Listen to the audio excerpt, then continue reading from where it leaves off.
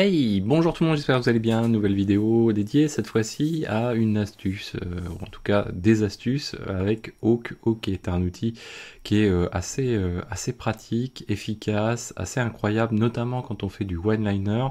On reverra la fonction système qui est extrêmement intéressante de Hawk.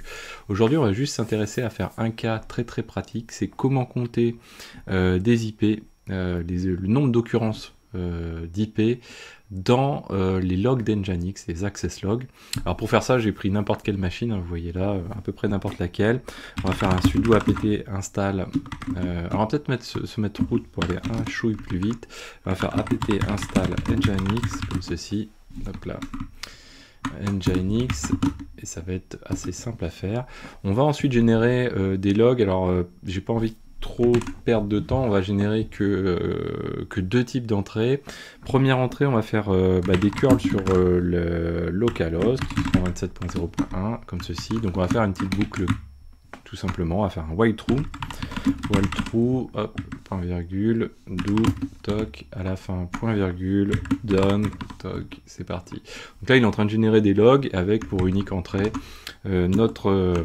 pour unique IP, notre localhost. Après, ce que je veux, c'est générer avec une autre IP. Ce qu'on va faire, c'est qu'on va passer par l'IP externe de notre serveur, notre VM, et on va faire exactement la même chose, toc, comme ceci.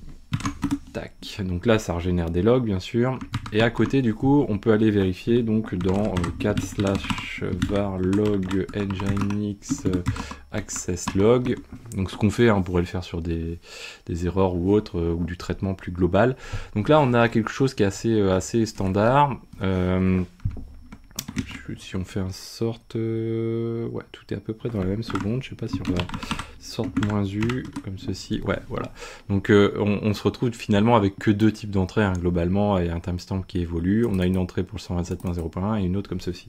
Donc Hawk utilise par défaut le séparateur qui est la tabulation. Vous pouvez le changer, c'est-à-dire que si je fais par exemple ici, hop, on va faire un Hawk sur notre fichier qui est, donc je le mets tout de suite parce que sinon j'ai tendance à l'oublier, et après donc on va être sur varlog nginx access log, voilà, comme ceci, et nous on va s'amuser à faire du Hawk. Donc du coup Hawk par défaut, comme je vous disais, il utilise le séparateur qui est le tabulation, et si je fais $1 comme ceci, il va nous prendre le premier élément. Donc on a tout de suite notre résultat. Si on voulait ensuite, on peut changer le séparateur. Donc on sait qu'on commence par une IP, par exemple, -F, ça nous permet de passer à un nouveau séparateur, entre double quotes si vous avez des séparateurs un petit peu tricky comme le point. Et là on va dire voilà, là on va avoir du voilà, on va avoir du 192 machin. Donc du coup si je fais un pipe de sorte -u pour avoir faire du unique, hein, finalement, je crois que le unique existe aussi, hein, également d'ailleurs, et là on voit qu'on a des choses qui commencent par 127 et 192. Donc, là c'est juste pour la démo, ça n'apporte rien d'intéressant dans notre cas de figure. Donc là on fait print $1. Alors comment ça se passe pour compter ce genre de truc avec Hawk? Alors c'est assez simple dès lors qu'on comprend le principe d'un tableau avec Hawk. Notre tableau, nous on va l'appeler array, donc array comme ceci. On peut l'appeler Titi Toto, tiens d'ailleurs on va faire comme ça va éviter, parce que des fois les gens se posent la question, est-ce que c'est un truc qui est built-in et qui l'utilise, ou est-ce que c'est quelque chose qui est comment on va dire, fixe? Eh bien non, on peut l'appeler Titi par exemple, et là du coup qu'est-ce qu'on fait quand on fait ça? On dit qu'on crée un tableau qui s'appelle Titi, et dont la clé va prendre la valeur de $1, c'est-à-dire c'est un peu l'index, hein, quoi, c'est l'index, hein, aussi également, mais on va parler de clés, ça va être plus parlant pour les gens qui ont l'habitude des clés valeurs. Là du coup Titi va prendre une clé, et derrière on va pouvoir lui définir sa valeur. Alors pour faire ça, on a un système d'auto-incrémente avec Hawk qui est assez classique, hein, finalement pour un tableau. On va donc auto-incrémenter à chaque fois qu'on va trouver une ligne, par exemple 127.0.1, et bien Hawk, ce qu'il va faire, c'est qu'il va prendre ce tableau, il va regarder la clé 127.0.1 et il va l'auto-incrémenter de 1 à chaque fois.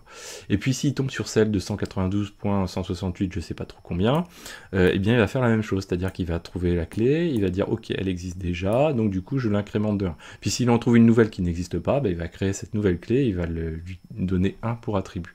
Donc ça, avec ça, du coup là on a généré notre Ouais, ce qui me semblait, voilà. On a généré notre tableau. Attention voilà, aux accolades, bien qui vont bien, voilà, comme ceci. Donc là, on a généré notre tableau, c'est-à-dire que même si je vire le print qui est devant, ici, Awk va quand même passer sur chacune des lignes, même si je ne le vois pas, il a généré ce tableau-là. Ok, maintenant, ce qu'il nous faut, c'est parcourir ce tableau.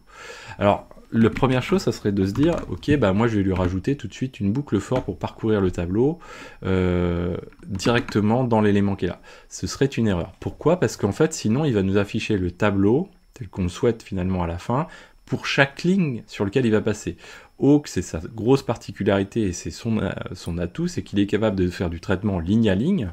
Donc là, en gros, c'est ce qu'il est en train de faire. Mais on peut aussi lui passer un footer ou un header, donc un résultat qu'on va vouloir placer en en-tête ou en pied de page, ou les deux, hein, comme vous le souhaitez. Et ça, c'est très très pratique. C'est-à-dire que là, on va lui spécifier qu'on veut passer quelque chose à la fin. Donc là, hop, on va falloir lui passer des éléments qu'on va mettre entre crochets, comme ceci, et on va lui dire, écoute, tu vas me faire quelque chose. Alors là, bah, entre crochets, il n'y a rien, donc du coup, il nous affiche toujours pas plus de choses, mais là, ce qu'on va lui dire, on va lui demander un peu plus d'éléments. Alors par exemple, ici, on pourrait lui passer print $0. Qu'est-ce qu'il va faire quand c'est comme ça? C'est qu'il va passer toutes les lignes de notre fichier qui est là, et finalement, il va faire un print $0 qui est finalement $0, c'est donc $1 c'est le premier champ, 2 le deuxième, 3 troisième, et $0 c'est l'intégralité de la ligne. Donc là, ce qu'il a fait ni plus ni moins, c'est que il a parcouru tout le fichier, et puis en footer, eh bien, il a pris la dernière ligne qu'il connaît finalement, donc c'est la dernière ligne de notre fichier. Bon, ça nous intéresse pas. C'est juste pour la démo, pour dire ça c'est le footer, et ça c'est ce qu'on a après. Par exemple ici, on pourrait très bien dire, juste pour se représenter le truc, dire ici, summary, résumé, à chaque fois c'est si je la fais, hop, voilà. Résumé, par exemple, voilà, on fait des calculs, on peut faire des sommes de lignes, etc. avec Awk, et bien on peut se dire, tiens, à la fin, je vais afficher ce résultat-là, tout en affichant quand même, malgré tout, avant, le résultat de ce que l'on avait, par exemple, comme ceci. Donc si je fais ça, je vais afficher toutes les lignes, et une fois que j'ai terminé avec toutes les lignes, la dernière ligne, je vais l'avoir conservée quand même dans le $0, et je vais dire, bah, summary, toc, machin. Donc si je veux faire une somme, ça peut être très pratique. Nous, ce qu'on veut faire, c'est pas ça. Hop, on va se remettre comme ceci.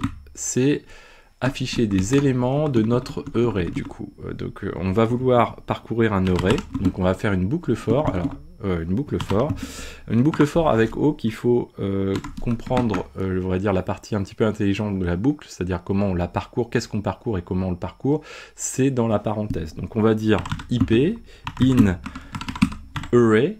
Donc là, en gros, ce qu'on est en train de prendre, c'est dans toutes les lignes de notre tableau, on va les prendre une à une, on fait une boucle for assez standard, et là, il est assez cool, Awk, là-dessus, c'est qu'on va pouvoir enchaîner directement avec un print, par exemple, de IP, puisque là, on a généré IP. Donc si je fais un print de IP, comme ceci, je dois avoir une typo quelque part, array, print IP, alors pourquoi il ne affiche pas les choses? Oui, c'est normal, c'est pas array, c'est titi. Donc ok, à vouloir faire le kikou en changeant le truc, ça fonctionne beaucoup moins bien. Donc là, du coup, on a parcouru notre tableau, et à la fin d'avoir parcouru notre tableau, on a créé un footer, et dans ce footer, on a parcouru ligne à ligne chaque ligne de notre tableau, et on a retenu IP. IP, c'est quoi? C'est la première, quoi, c'est le numéro sur laquelle on est situé, sur l'index sur lequel on est situé, on va dire la clé à peu près. Maintenant, ce qu'il nous faut, c'est récupérer la valeur qui correspond à cette clé-là.